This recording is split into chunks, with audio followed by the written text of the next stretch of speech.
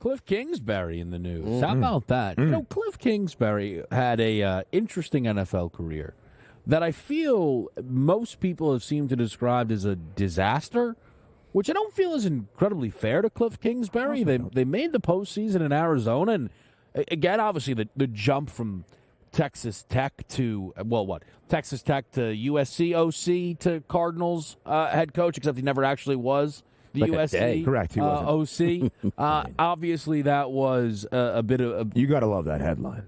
The boys are in their bag this week for Super Bowl week. Cliff jump. You know what? The new X logo, too? Somebody. Here on Pro Football Today, we do Kliff Kingsbury hired. Where's Kofsky? Why get a Wawa in there? That would be a little bit better. All right, so here's the deal. He was the Raiders' offensive coordinator, and then I lied. He's the Commanders' offensive coordinator.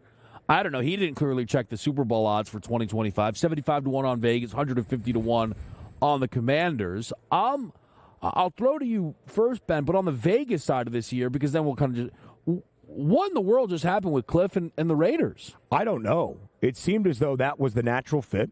He knows Antonio Pierce. It seemed as though that was going to be the way they found their new coaching staff here in Las Vegas. Yeah. There are some talented pieces offensively, Devontae Adams being that main linchpin. Josh Jacobs still there. We'll see what happens at the quarterback position for the Raiders, but very good vibes in Vegas.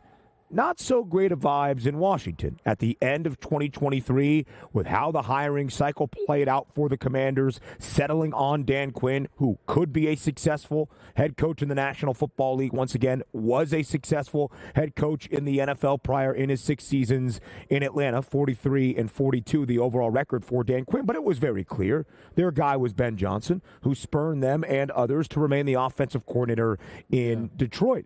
So it's an interesting move for Kliff Kingsbury, but I think it's a fantastic move, Donnie, for Washington, for Dan Quinn to be the new head coach, to get an innovative offensive guy that is creative in the way that Kliff Kingsbury is. And to Kev's point, things did not end up working out in Arizona during his time as the head coach there. But from an offensive perspective, if I was looking to be on the cutting edge, if I was looking for a fresh breath, for something to bring an organization into that next era like Washington is trying to do, Kliff Kingsbury's offensive system would be that. A couple different ways you can look at the Kingsbury situation, too, because, again, it didn't work out in Arizona. But also, he's a high-tech, as I like to call it, offensive coordinator. You still got to worry about the defense, the special teams, the media, and all that stuff, and manage your players. Sometimes guys like him and Chip Kelly are better off just being coordinators themselves. Leave me alone in my room. It's going to be dark. I'm going to get film. I only have to worry about 12 guys on the football team. I don't have to answer any questions. Let's get after it. Now, for me, Kliff Kingsbury going to the Philadelphia Eagles, as they interviewed him, I thought was going to be a home run. Veteran quarterback, dominant weapons in place. You just need to revamp a stagnant offense. So then you take a look at where he goes to Las Vegas, and you said, you know what, that's going to be interesting. I didn't think it was going to work out.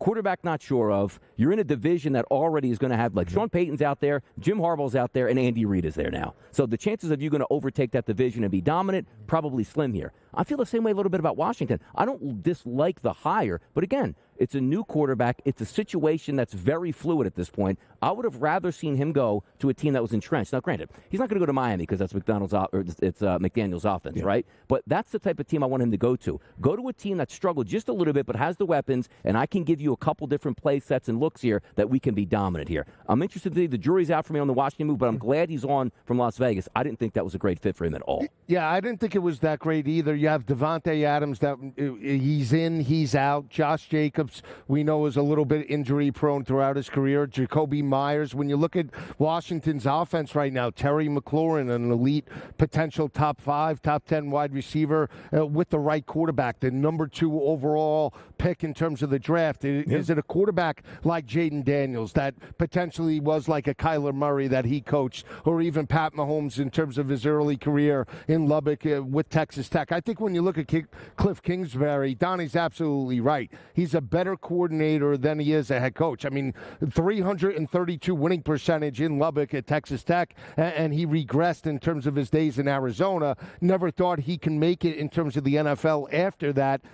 This is a good fit, though, and I think Washington made the proper choice. Why he didn't want Las Vegas, whether it was personnel or whether maybe it was Aiden O'Connell. Was that the quarterback potentially of the future compared to maybe the second overall pick in this draft, Caleb Williams or even Jaden Daniels, Kev? So, look, that again, like the Raiders' end of this is I feel like this is a bad look for Vegas, what has been largely a positive offseason for them. Like you were beat out by Washington. For the Commanders, now I'll listen to the idea that Dan Quinn's the best hire in the whole cycle, and I'm dead serious about that. Because now it's complete. Dan Quinn is an excellent defensive coordinator. Dan Quinn plus Kyle Shanahan, Super Bowl. That's what happened, right? And Dan Quinn is not going to be able to fix their offense.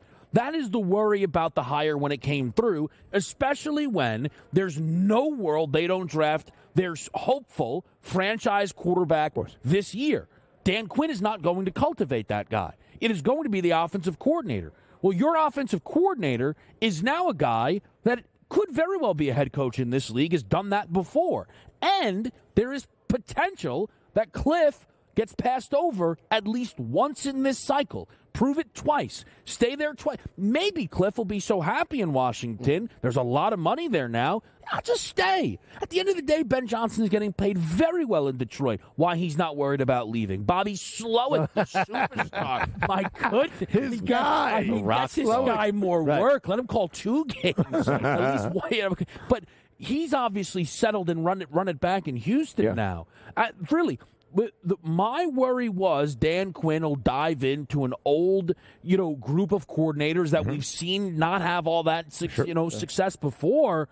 Kliff Kingsbury plus Dan Quinn, that's everything you want if you're Washington. The only interesting thing is we haven't seen Kingsbury be just a pure offensive coordinator in the NFL. Obviously, he called the plays, was heavily involved offensively with the Cardinals. In 2021, it was a blistering start for the Cardinals with Kyler Murray, where you had that idea of a burgeoning offense in what was happening in the desert. Did not pan out that way as Arizona stumbled down the stretch that season and ultimately led to Kliff Kingsbury's demise as a head coach for the Cardinals. But just focusing on the offense in the National Football League will be interesting, knowing what he did, Joe, in college. Of course, the air raid at Texas Tech, and even this past year, quarterback coach at USC with Caleb Williams. I don't think there's a chance that the number 1 overall pick, whether it's Chicago or somebody else, more than likely the Bears, is not Caleb Williams. He's a minus 1,200 favorite to be that first overall selection come April. But there is that natural pairing and relationship if it does find its way to number 2 or even Washington trying to make the move up. What if Washington said we have a deal in place? The Bears are sticking with Fields and we're going up to 1. No, I think it's a great pick, and you both make great points. In regards to just defensive coaches in the NFL, Vic Fangio, Eberflus, Dennis Allen, never surrounded themselves with elite offensive coordinators, and I think this is a pretty good fit for Washington. Only time will tell what Dan Quinn does in regards to his second stint as an NFL head coach, but he has now surrounded himself with an offensive mind that can at least take the pressure off of him with the full responsibility. That is the problem with coordinators becoming head coaches from the defensive side.